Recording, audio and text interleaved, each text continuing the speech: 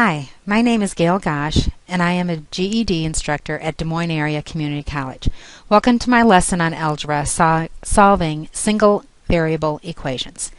In solving single variable equations using algebra logic, you need to remember that your goal is to isolate the variable, or the letter, in this algebraic equation. Just note that whatever you do to one side of an equation, you must do to the other side of the equation. When you're applying Actually, when I have students who are starting to work on this for the first time, this can be kind of overwhelming.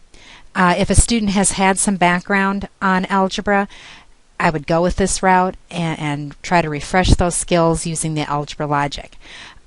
Keep in mind, again, that your goal is to isolate that variable, and whatever you do to one side of the equation, you do to the other. So the first question you need to ask yourself is, where's my variable? Okay, so I'm looking at this first equation. My variable is on the left side of the equation. The next question you want to ask yourself, is there anything attached to that variable term? And I look at the variable term here, and yeah, there's a 7 here, -7. I need to get rid of that.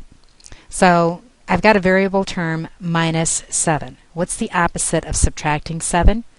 That would be adding 7. That is called applying the additive inverse. I am going to whatever I do to one side of the equation, I do to the other side of the equation. I want to do the opposite because that's going to cause that to cancel out.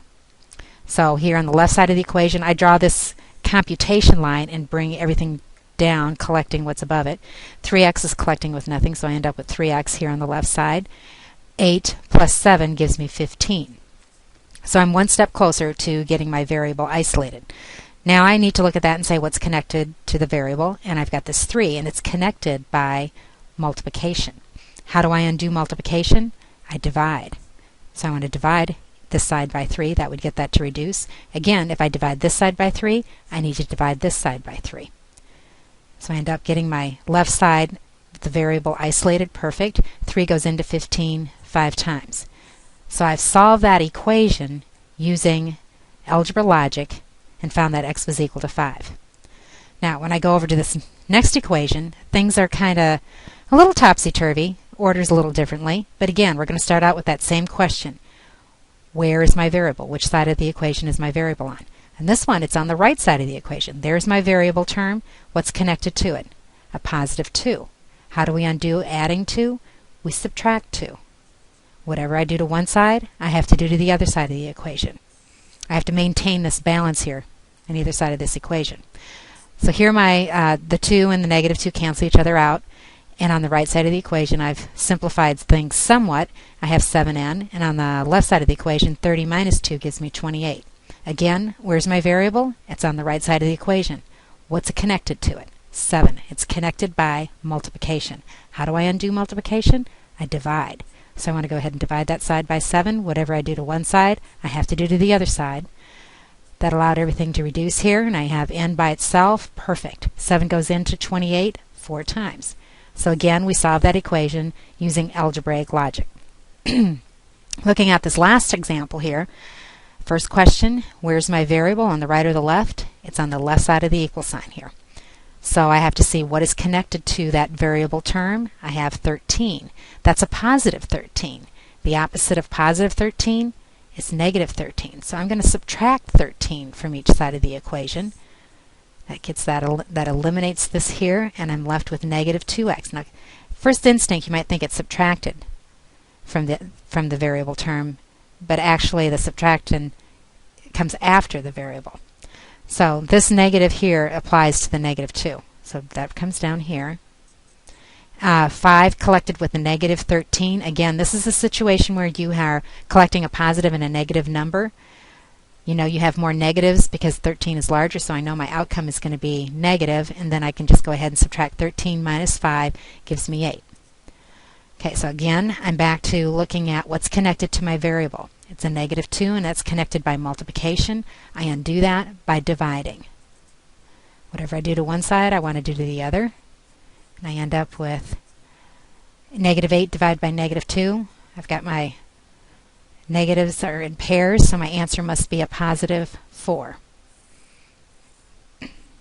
Okay, in each of these cases, I was solving using algebra logic, and I started out asking myself, which side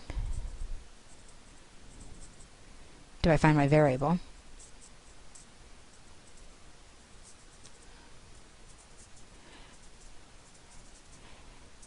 And how do I isolate?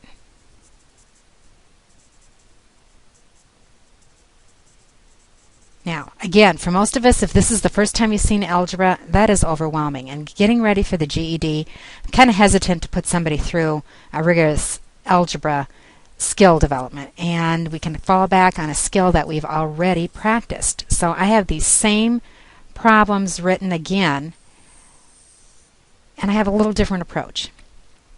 In the past, or one of the previous videos, I talked about evaluating algebraic expressions. We can use that skill again.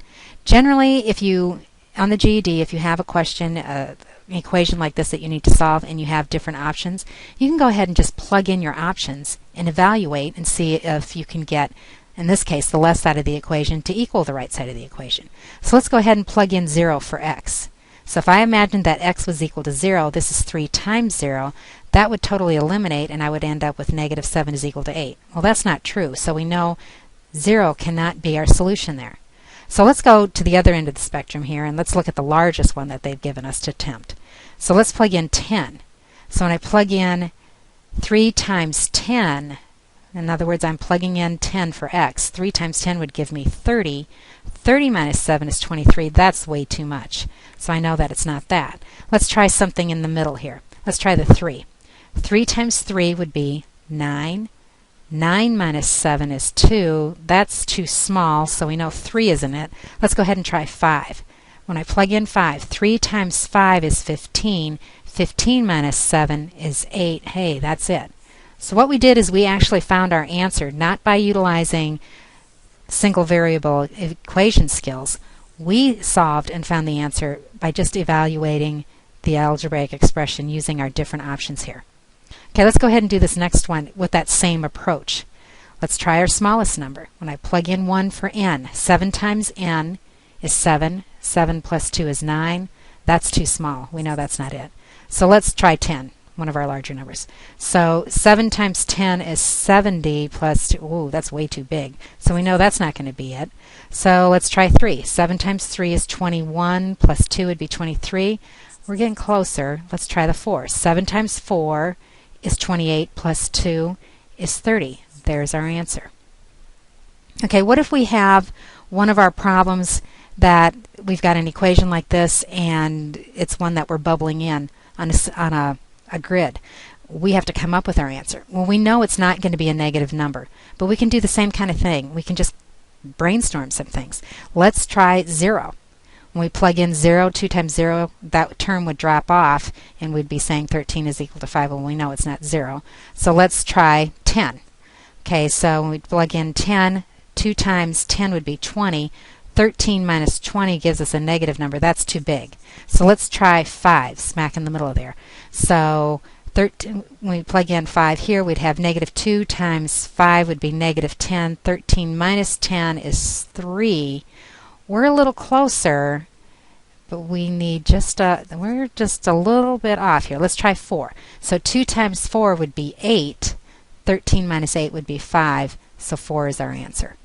So in each of these cases, I took the same problem, but I used a different approach. I evaluated the options.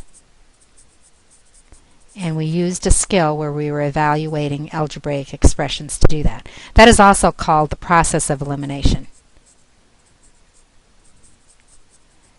So if algebra is not your thing and you just want to get through this, this might be an approach that might work. Good luck in your preparation on single variable equations.